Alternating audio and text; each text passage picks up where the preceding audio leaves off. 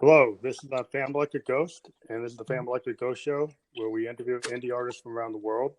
We're talking to BYTEMAPPER, and so we're going to start with our interview. And I see you're in South Carolina. Is that true? Yes. And you've got 2 albums I see out here on Bandcamp, and I think Digital Illusion came out in August 2018. And then Devil on the Dance Floor came out in June 2018. Is that right? Yes, sir. So you're an electronic musician. It says you're a retro influence producer. It's part man, part monophonic bass synthesizer. So I had a question because I'm a synthesist. I'm a synthesizer player.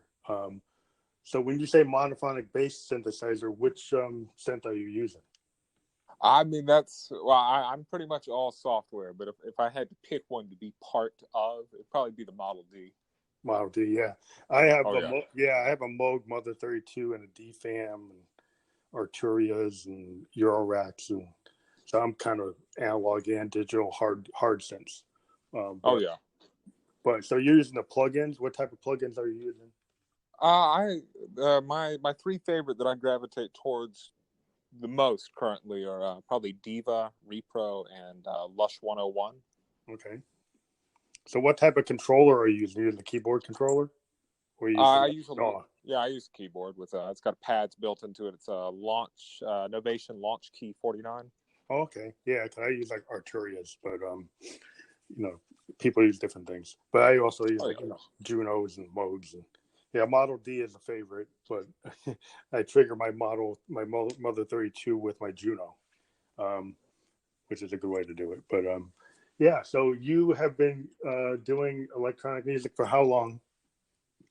About 4 years now. So when did you first get into synthesizer or synthwave music? Lord. I bought a copy of Hotline Miami that was on sale. Okay. And I was listening to the soundtrack and came across Wave Shaper's track and Carpenter Brutes. And I was like, hey, this is pretty cool. Mm-hmm. And just kind of went from there. I started looking into what kind of software I needed, what are the thematic elements that tie it together, and drum machines, what kind of synthesizers were used. And it just led to this rabbit hole of, like, how do they process their drums? What kind of compressor is considered authentic? Mm-hmm. Yeah, so you're using software synths plugins. So what kind of drum machines are you running in your workflow? I'm a big fan of the 707 from Roland, the 626, and the LM1. Oh, cool. LM1, yeah. I use a lot of 727, 808, 909, and then I've got like the Moog DFAM. And the DFAM's like a revelation. That thing is like, it's full analog controlled voltage, no MIDI. You have to kind of play it like a guitar. It's an organic. Moogs are organic. Like if you ever get a Moog, it's like they change from day to day. They have to warm up, and it's a totally different world than digital when you get into analog. And I would recommend it as a synth head. Even getting it like a low Arturia mini brute is just a revelation when we have a full analog synth. But I know the plugins can get close to it, but I'm a big proponent of pure analog. But so like you don't have vocals on any of your tracks, like you're a pure instrumental musician? Yes. So have you played any shows, or you're primarily just on Bandcamp and SoundCloud? Have you gone anywhere? Just Bandcamp and SoundCloud at the moment. I played as a musician doing guitar and live gigs for a number of years, and kind of got out of that and kind of got into this, and just kind of trying to piece together what sort of live rig you need to do live shows like that. So yeah, like an Arturia key step is a good choice. But what you have would work, but a key step is very powerful. And then different sequencers are useful. I use multiple sequencers, but I got a live rig in road cases, and I've been to New York and done shows.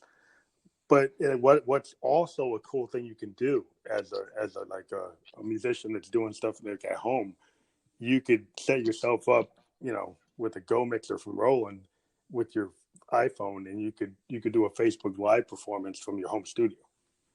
And when you do, I've done that as Fan Electric Ghost and gotten like 4,000 people to watch it at one time. And then you can move those people to your SoundCloud, to your Bandcamp, and you can get a rep for playing. So it gives you a chance to play live, but you're projecting like what you do in your studio to a live audience.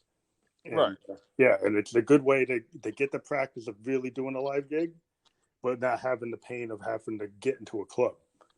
Oh yeah. I mean, down here in South Carolina, there's not a whole lot of venues for this particular branch of music, let alone electronic stuff. Yeah. So it gets you out to the web space where you get fans from all over the world. You get fans from the Netherlands and Australia. And what's cool about it is if you get the Go Mixer, you can hook it up to your rig, right? And no one has to hear you. And if you're not singing, no one's going to hear you. You could be playing at 2 a.m. and nobody's going to hear you. Because it goes right through the phone, through the mixer, and then you can have a really high quality audio feed. So it's really, I've talked to a lot of bands about, looking into that, because a lot of people are starting to live stream. You can do it on YouTube, you can do it on Instagram, you can do it on Facebook Live. It's a cool way of getting out there. I'll have to give that a look. I've been thinking about getting into live stream on Twitch, because I've seen a few guys that do like live production. Yeah, there's a lot of cool ways to do it. I mean, the Rolling Go Mixer, like just $100 device that hooks right to your phone or hooks right to your computer and allows you to use your camera.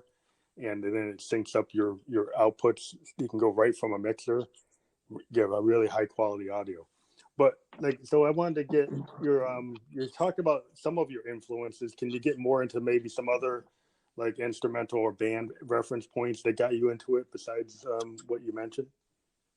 Aside from Wave Shaper and Carpenter Brute, I would say probably most of my introduction to the genre at large was probably Laserhawk, and then from there it was kind of branching out to the more authentic 80s synth-heavy acts like Goblin, and a lot of the Italo disco acts like I forget the artist, but guys that performed Tarzan Boy and Okay, so you're more eclectic. Yeah, I'm a progressive rocker. I come from like Yes, Genesis, that kind of background in terms of where can I play like real hardware synths. So looking at Wakeman and this looking at all the Emerson, Lake and Palmer, those guys. Just if you're looking at like Moogs and people who played the Moogs, like if you look at Funkadelic and Bernie Worrell, that's the kind of influence I have on like electronic. And if you get into the old school bones of it, the kind of classic, progressive rock is like, art. The synthesizer was a big part of like, cinematic rock opera concept records that people would just like do 20-minute, little mini operas. And that was a lot of what it was. And today we have kind of branching out of that with a lot of the EDM and trance and synthwave, but like a lot of it started in the other, the places I'm talking about. But there's a lot of big work done in the early '70s that kind of leads to where we are now. Yeah, the whole concept of like how the Moogs work, the subtractive synthesis or additive synthesis, comes from a lot of work that Keith Emerson and Wakefield and Bernie Worrell did. So like a lot of, even though the modern soft synths, they have the theoretical concepts of subtractive synthesis you can run through, and you can do virtual CV and all kinds of envelope controls and filter, manipulation, digitally. But actually doing it on a pure analog is kind of cool. But so have you ever thought about collaborating with vocalists on your tracks and actually, branching into other genres, or you just want to stay within the electronic synthwave? I've been looking a little bit into it. I've been trying to incorporate more of the guitar into the work I'm doing currently, and not quite at the point where I'd look at hiring a vocalist, but it's something I've got on my docket in the near future. Yeah, some of the other things that synth guys like me, I've collaborated a couple times with different artists. I collaborated with an artist in LA named All Control K. She was Los Angeles EDM producer, Lonnie Claire in New York City. and a couple of DJs in New Hampshire. But what's cool I've found is I actually use like Roland vocal transformers, VT3s, VT4s, and Right. the DXI, and I do like create vocal characters with these vocoders. And it's not just auto tune. I actually do like pitch manipulation to create like female and male characters. Right. So it's another, it's kind of going back to like if you go to Funkadelic and Sir Nose or Prince with Camille. There's a whole space of that. That's where I'm in. So something that you don't have to actually get somebody else. If you get adventurous, you could use their synths to do it. I'm not confident enough in my voice yet to unleash that upon the world. Yeah, there's a lot of work you can do though. Like if you get into it, the microphones and the vocal processors can. I was totally not a confident singer. I never wanted to sing in any band I was in. I would just play. And then eventually, in my 50s, I decided, you know what? I want to try to get my voice, because I had a lot of poetry. I actually were writing songs, and then I wanted to and I couldn't wait for a vocalist, so I just started doing it myself. So I mean, there's a point if you actually are writing songs and you feel you could try to do it, but you never know. I mean, some folks know what they can do and what they can't do, and if you're not confident there, then you go with a real vocalist. Somebody that's a little more talented than I with a microphone, not quite as well, if you do it straight on the microphone, you think being a vocalist is being an artist in itself. There's a whole art to it, and if you're searching for a certain tone, you can't do it, but then you can kind of do spoken word and all kinds of other stuff in electronic music that can open it up if you use poetry. But kind of good if you think about hip hop, because they're not necessarily the best vocalist in the world, but you can do that approach through spoken word poetry and different things. So have you thought about maybe working with DJs or hip hop artists to incorporate your music, or you would stay away from that?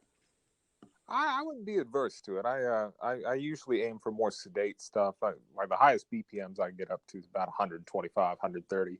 Yeah. Which is, I mean, that's like middle disco right there. So yeah, I pretty much stay in 120 or slower, because it's kind of like progressive rock. It doesn't really go super fast. It kind of stays in that zone, especially if you're like Pink Floyd-ish, Genesis, like the Sid Barrett Pink Floyd. You don't really, you're more psychedelic, and it tends to go more droney or cinematic or sound painting like Hendrix used to talk about sound paintings on Electric Ladyland, and it's kind of like a lot. I think I've been listening to some of your music, like Does It Ever Change and Soma and Hollow. I like the vibe you're giving off. It's pretty cool. I mean, I appreciate it. Yeah, so that's on Bandcamp, and we're gonna put the link to both your albums on this broadcast. Okay, and they pay what you want. There's no real entry fee to listen. I mean, if you want to donate a couple bucks, buy me a cup of coffee, that's great. Yeah, we're gonna post it out. Yeah, because what we do with this podcast, it actually goes out to Spotify, it goes out to Apple, it goes out to Google. Okay. We've got about 4,600 listeners right now. We average about 2,000 a month. So we actually are sponsored. We have corporate sponsors on this podcast. So when you get this podcast, when it gets produced, you'll actually hear me doing an ad as a spot within your podcast. It'll be kind of in the middle of it. There's segments. So cool. And then it gets pushed out. But it does get pushed out immediately tonight. You will be on Spotify. You will be on Apple, Radio Public, Stitcher, a bunch of other ones, like 10 different platforms this goes out to. Oh, wow. So yeah. Just kind of hitting them all. Yeah, so we try to hit them all, and that's why we can get a good reach, and if we get we can get a good response. We've had in the last 2 years, we've had a lot of artists come back on when they have a release. So what we've usually done is we've talked to bands. Like last night, we were talking to a band that's getting ready to tour, and they're on Spotify, and they're getting ready to do a tour, and so we were just revealing some of their new work on Spotify, and they're going to come back when they start touring, and cool, and do when they have an album. So we like to talk to people when they have another update, a couple months from now, if you have another record, and we go through. I've got one in progress right now, actually. Yeah. We'll stay in touch. If you want to talk to us about that, that's cool. but then we like to talk about other things. Like some of the questions we like to ask are, what are your thoughts about like streaming services and like record companies as an indie artist? Do you appreciate the way these like SoundCloud and Bandcamp allow you to get out there? But do you want like label support? Because some bands want to tour and some bands want to do other things that require like label support. But what are your feelings about that?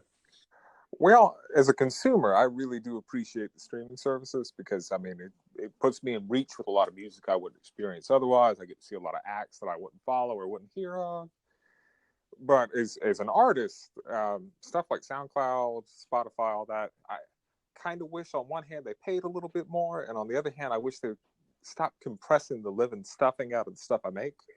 Yeah, that's been one of the problems with the quality of the signal that they send out. You know, if you get out to like Apple has a little bit better quality, Yeah.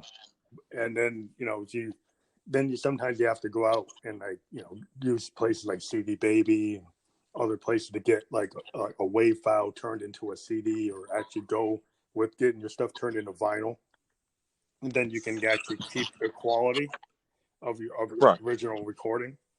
So a lot of places out now, I've been actually venturing into doing some of my stuff in vinyl because I have a lot of analog signals, and like you said, the compression. You don't want to compress a Moog. You don't want to compress a Prophet. You don't want it because that pure sound coming from those synths is like why you got them. Yeah. And if you don't spend that much on them to hear them go through a brick wall limiter. Yeah, you don't want it like knocking out half the signal, just destroying what these synths can do. Back in the day, it was the reason why the vinyl represents that sound a lot better.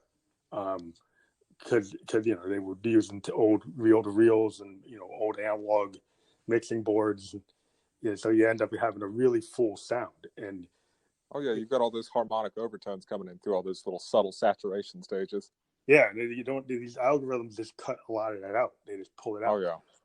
And if you're like a lot of musicians are getting back in analog. I mean, Moog this year just released like amazing synth. It's way beyond most people, but Moog finally has a polyphonic synth. It costs like $8,000. Oh yeah, the Moog 1. Yeah, Moog 1. But that's something you really don't want that thing getting compressed. No, for $8,000. Or even like a Prophet X. That's a $4,000 synth, or an OB6. You don't want those to get compressed because that destroys like what you bought it for. Oh yeah, those have all got their own funky character, and I mean the last thing on earth I want to hear is to hear that just destroyed. No, it's like so if it's people that are using like the digital stuff, and maybe they don't care. I mean, I just got an OPZ from Teenage Engineering, and that thing is that thing's a revelation. You can do a lot of really cool like song structures on it. It's good for composition, and you can bring it into your workflow and then use it. But it's a little, it's cool because like a lot of times today, I've actually gone to venues in New York City, and because of all the DJs and the hip hop artists, if I come with my road cases and I've got my Rolands and my Prophets and stuff, they're like, "Oh, can't you set this up in like 10 minutes?" Like, no, I'm kind of like a real rock band. I'm like, you gotta think of me as like a real rock band. I've got road cases, I got roadies, I got a setup, I got a sound check. These are synths. It's not like a DJ, But some people get confused when you're an electronic artist and you're using synths.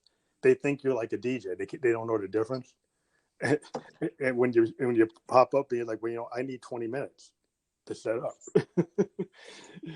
Because I've got real synths. I got real instruments like a guitar player. It's good to know things don't change on the other side when you're a keyboard player or anything like that. I mean, we ran into the same kind of issues when I was playing live. Yeah, I mean, some of these, like, that's why I've been playing some places in New York that are more in tune with indie musicians that still want to do it the old-fashioned way. You want to connect to a Marshall stack and you want to really play and give you time to set up. They're not just trying to have you play Eagles tunes, Yeah. Over and over. With that. Yeah, you want to you're trying to get venues to actually let you play original music, and that's where I found the online thing I was talking about. Like So if you're really, that'd be a good way to really launch yourself, and then it gets your YouTube presence out there. That's a good point. Yeah, because like everything today, these kids like they want to see the YouTube, and then you can do a lot of cool things where you can edit, with all kinds of tools. Like on your iPhone, you can get tools, and you can edit your live performance and then resubmit it to the channel, and then have all kinds of effects on something that didn't have it. So you can have like a raw performance, and then that's what I do as the ghost. I go and I re-edit my performances and then throw all kinds of these visual effects onto my performance and trick it out visually. And then you're able to do a lot of cool things. I mean, you can do stuff live if you have better equipment, but if you don't have that equipment, you can do it after the fact. And then it helps your audience base and helps you push your material. And then, you can get monetized on YouTube for your videos. Yeah. So if you get enough hits, you'll start getting monetized, and that helps because then that can kind of launch you out there, and you start making more money than what some of these other places want to pay. Yeah. I think my year total for Spotify so far since June is 30 cents. Yeah, I mean, I'm doing a little better. I mean, like $30. Yeah. But my SoundCloud presence is really annoying. I mean, I got over 81,000 listens, and I'm not monetized. And and I've got like 1,500 compositions. I'm kind of crazy. I've been doing a lot of work, and over 10 years, and they're always telling me, "Oh yeah, we'll monetize you. We'll monetize you." It's like, well, I got like 81,000 listens, and you still can't monetize me. Well, now they want to monetize. They'll let anybody monetize, but you got to pay per month, which kind of completely defeats the purpose. Well, my whole thing is like I'm not paying per month to get monetized when I got that much stuff out there on your platform. Like you got to pay me. I mean, I'm getting paid from these other people. Yeah, when I started getting confident enough this year and starting to upload my own stuff out there and start building a social presence and everything like that, I originally targeted SoundCloud because I thought that's where like 90% of the people I follow put stuff. Yeah. When they were talking about going bankrupt and all that last year, I was like, maybe that's a good thing. Well, there's another platform I don't know if you ever heard of, but I was on SoundCloud and I was approached by this other platform called Fanburst, and they don't charge. Fanburst. I haven't heard of that. Yeah, fanburst.com. I got like 40,000 fans there. They have a higher quality audio rate on their when you play the songs. You can set up your songs as albums, which you can on SoundCloud now, but people can download that your album as a zip file. They can actually you can include lyrics, you can include links.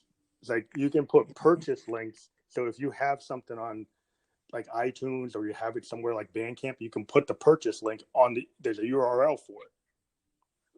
So it's a totally free platform. They actually came to me and I beta tested it because I had a presence on SoundCloud.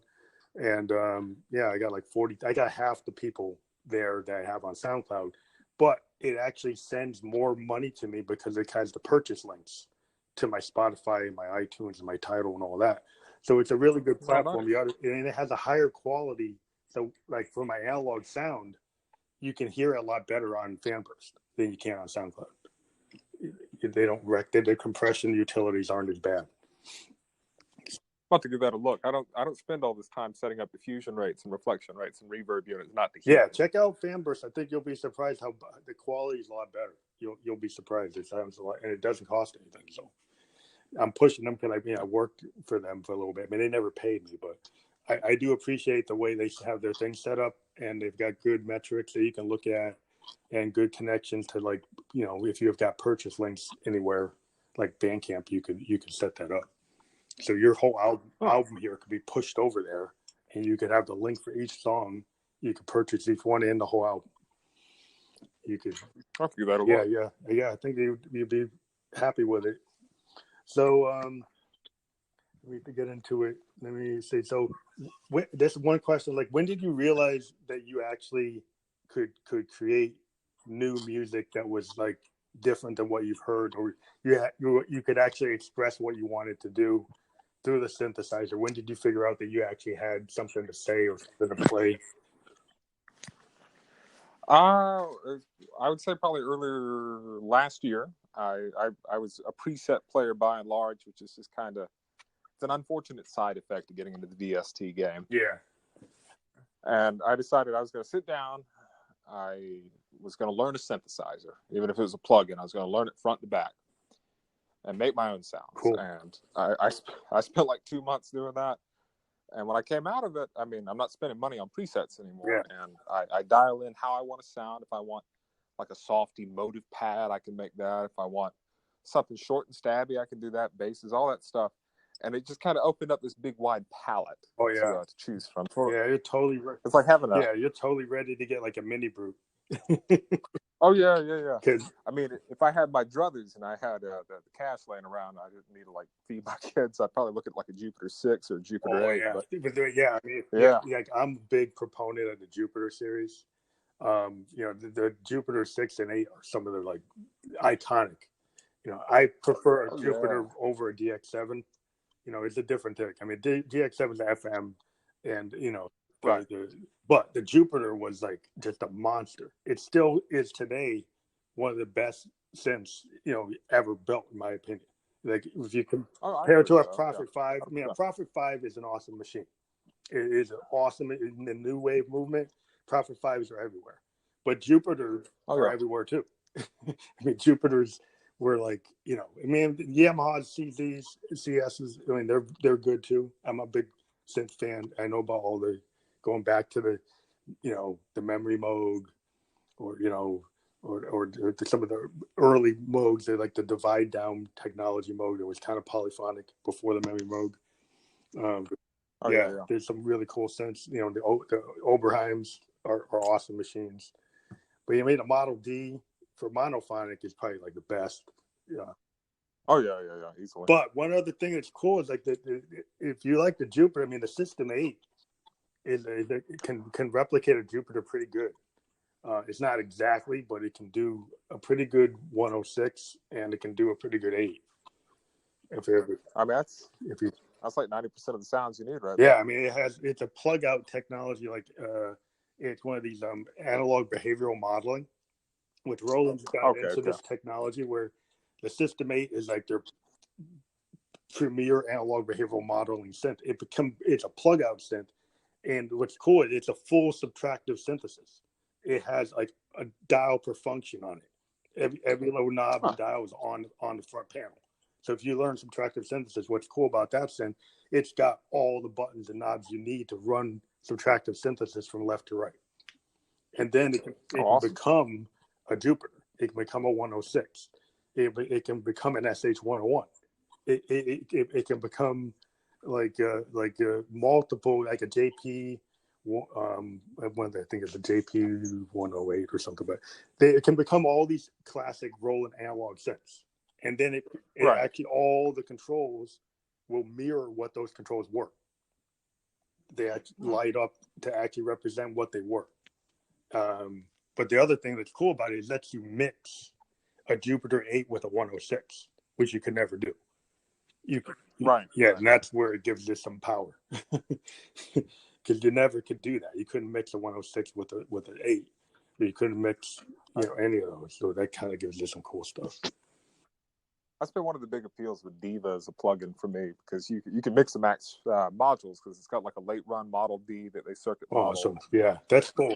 Yeah, Jupiter 6, Jupiter 8, Juno 60, and then an Alpha Juno 1 and 2, the JP 8000. Yeah, JP 8000, that's an awesome thing. That's really good. And I think the MS-20, like the first and second revision, you can take the oscillator sections, and you can take like the Jupiter's oscillator sections, and then the Moog's filter, like the ladder filter. The ladder filter, yeah. Yeah, and then do like a digital envelope, and I don't know, a chorus module from like a string machine or something like that. Cool. Can you mix like state variable filters with ladder filters? It does have the SEM's filter in there too. Oh, that's cool. Oh yeah, it's been a handy plug-in. I mean, I keep telling myself it takes up too much CPU, but I always fire it up. So yeah, so I mean that's pretty cool to be able to. So you run out like an Apple or a really high-end PC? I I'm platform agnostic. I've got my mobile production studio is just like a MacBook. Okay. I'm running Reason 10 and Logic Pro on it, and I've got all my plugins and stuff on there. Mm-hmm. And then I've got a higher end PC where I'm running Reason and Reaper with the same set of plugins. You using some kind of audio interface, like a universal audio or something like that?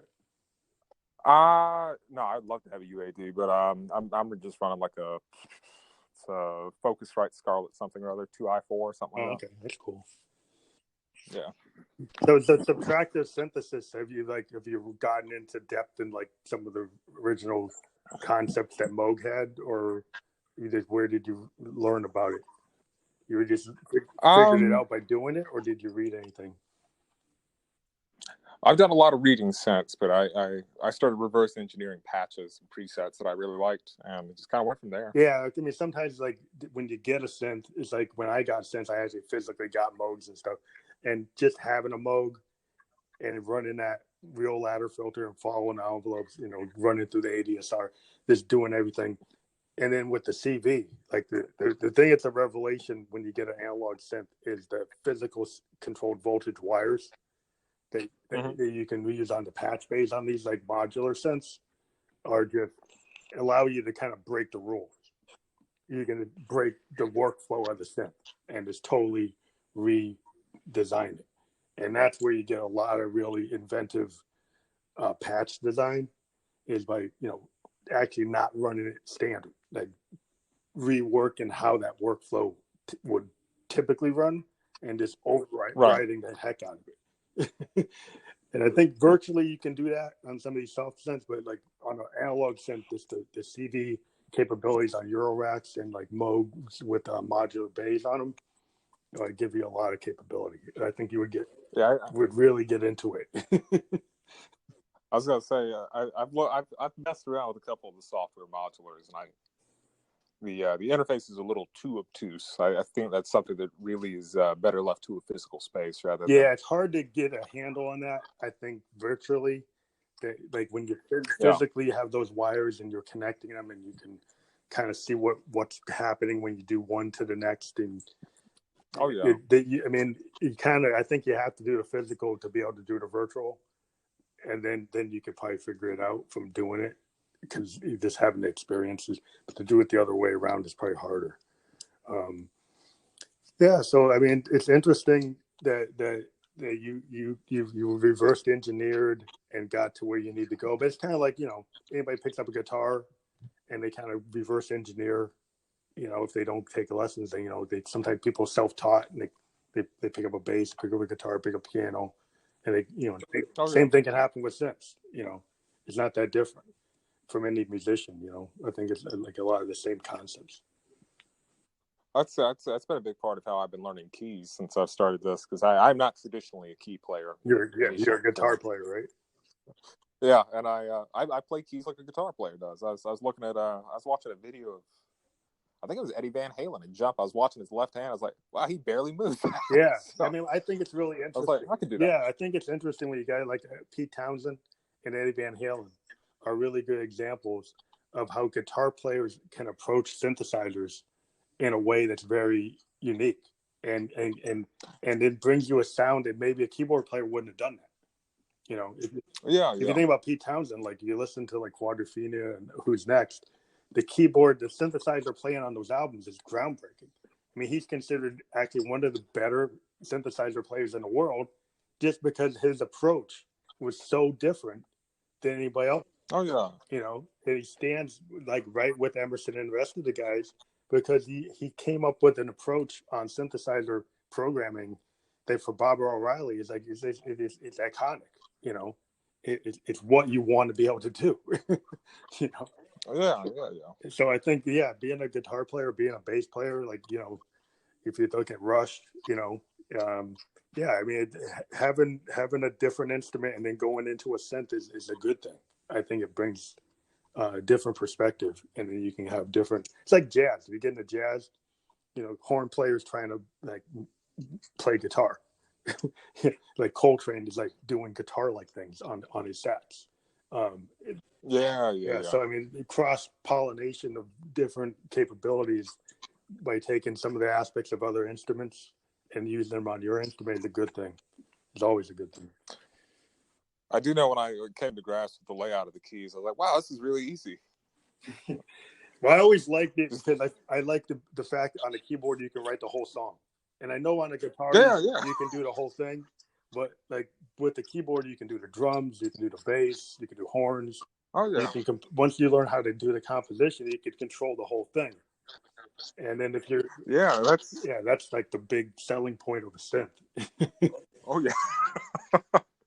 Yeah, when I found out I didn't have to get a drummer anymore or a bassist, I was like, thank God. Yeah, thank God, I'm good. Yeah, because I got sick of waiting for guys to show up in the basement. Oh yeah. And then it's like they come. Yeah, because you got ideas like I can write that bass line, and maybe there's a better bass player than me, and maybe they could do better. But with the synth, you can do pretty good. Synths can do pretty good basses, and even the guitars now. I mean, I'm able to do some cool guitar stuff on some of my synths. My Rolands can replicate some really nice guitar sounds, and I incorporate it in my music. And I've been able to approach, guitar playing, trying to think like how a guitar player would do. I don't try to do it like a keyboard player. You have to try. Yeah, you got to, when you play guitar on a synth, you got to try to think, okay, yeah, I'm going to try to approach this like a guitar player. I'm not going to try to approach it like a piano player. Yeah. It's.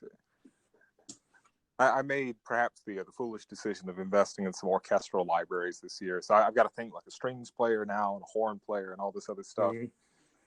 And it's been interesting adjusting to the workflow because I originally played drums and guitar, and laying down a rhythm's not a hard thing. Laying down a harmony's not a hard thing.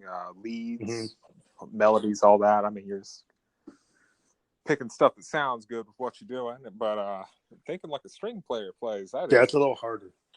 But that's a whole other monster. Yeah, it's a big thing. I mean, a lot of it, like if you listen, listen to some classic string stuff, you listen to classical music. I mean, to me, it's like your reference points for that is like listening to some Bach, listen to Beethoven, listen to really good orchestral music, and then kind of pick up some of the techniques and then try to incorporate them. And then, if you have like a Prophet or you have a really good like Kronos or something, you can get really good string sounds. And then you just got to approach it. And if you can't play it, you could always program it on a sequencer.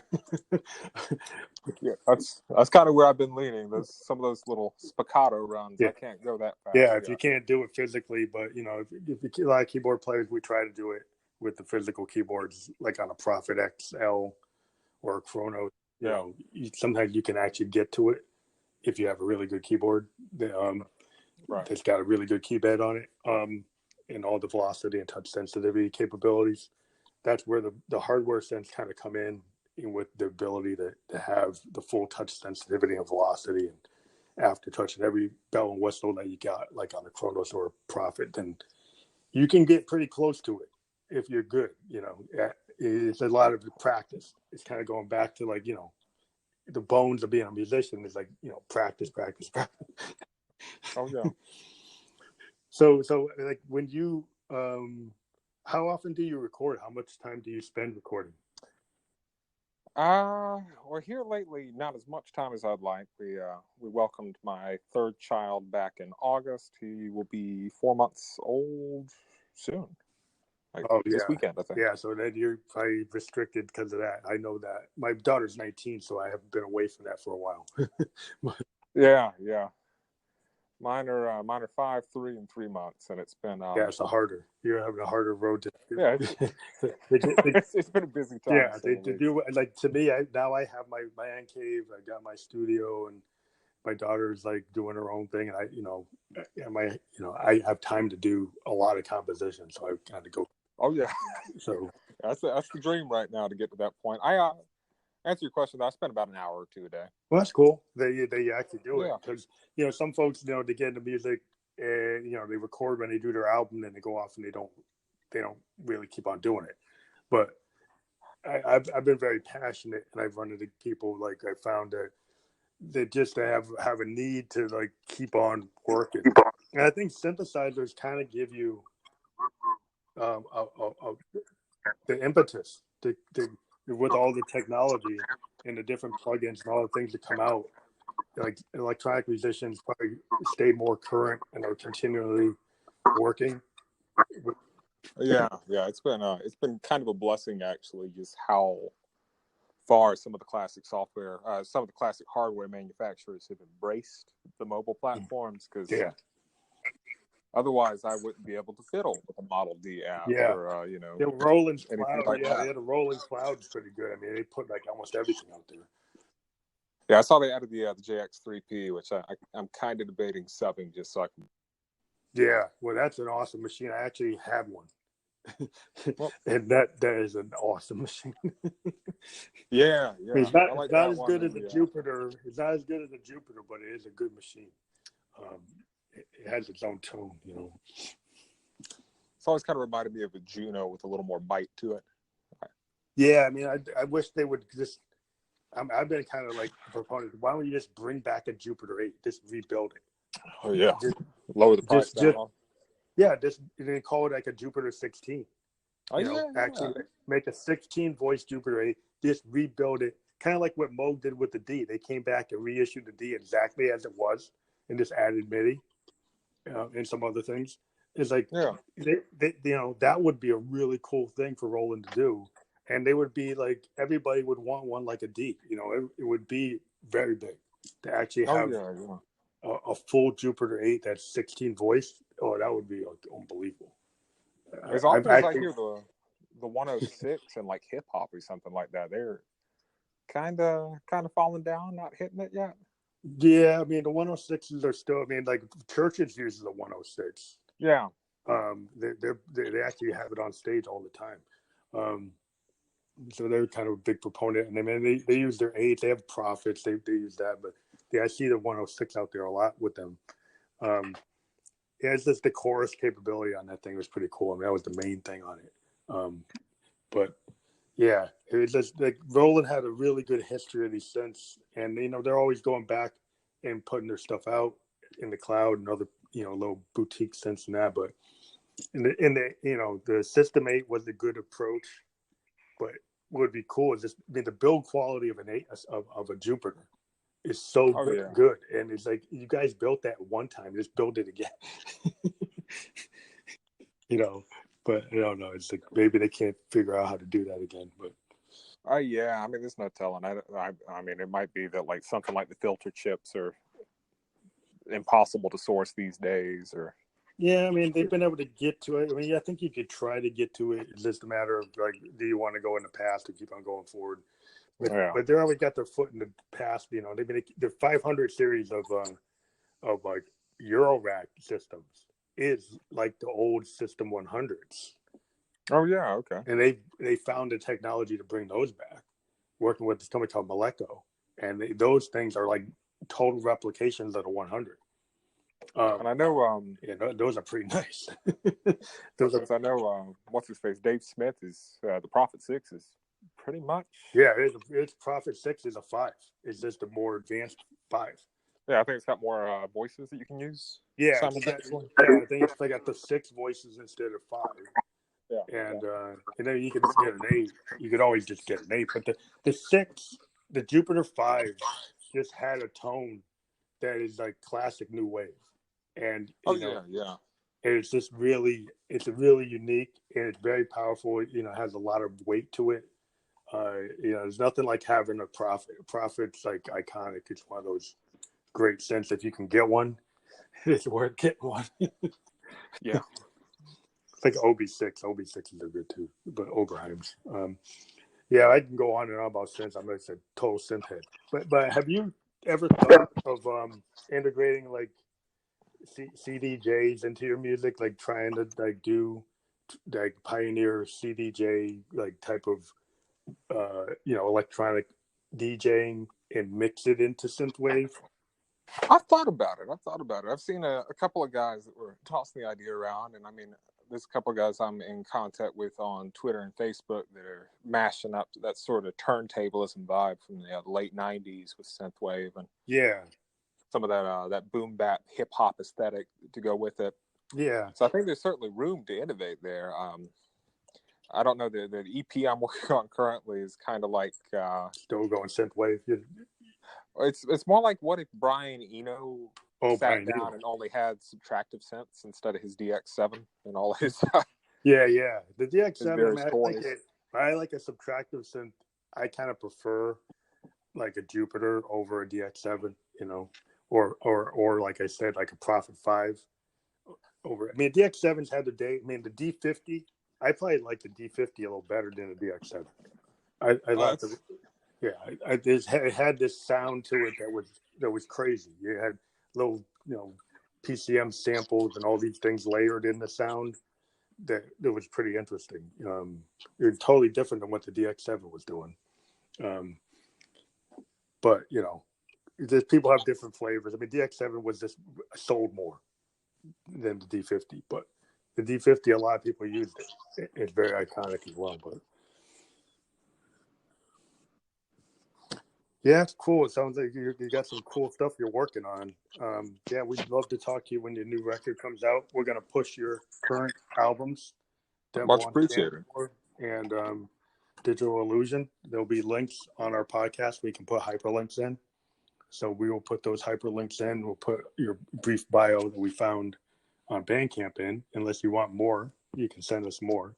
Yeah, I'll send you links to my Instagram and Twitter and all that. If most people want to get a hold of me, I'm usually on Twitter. So cool. Yeah. Send me all those and send them right after the call, because I'm going to start working on publishing this, and then I'll give you the links to the Spotify and the Apple links pretty fast. Those will come up, and then also the Anchor link. And if you know any other folks, I think I'm already talking to the synth organization that you're part of. We're going to continue to talk to other folks. Yeah. So, but yeah, we're always interested in talking to you guys if you've got new ideas or new things you want to do. And we like to push out. If you've got projects or concerts you want to push out, we can continually add links to this podcast. So once this podcast is published, if you've got updates, we can add to it, or we can create a new program. We have different ways of doing it. But very cool. Yeah. So all right. Well, thank you for talking to us. So we're talking to BYTEMAPPER, and continued success with your work. And we're going to push you out there, and hope you get good response to our podcast. And we appreciate you taking the time. And have a great holiday season with your kids. Have a good time. Have a fun time. Same to you. Have a good one. Thank you. All right.